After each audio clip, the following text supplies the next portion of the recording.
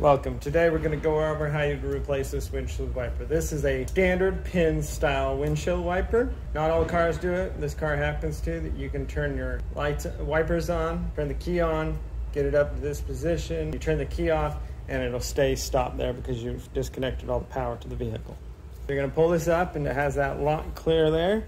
And we've got it up like this. This is pretty easy. You just go like that and then just pull it off. And that's how you take this windshield wiper off. You see it's got that little hole there and that's where the pin goes through.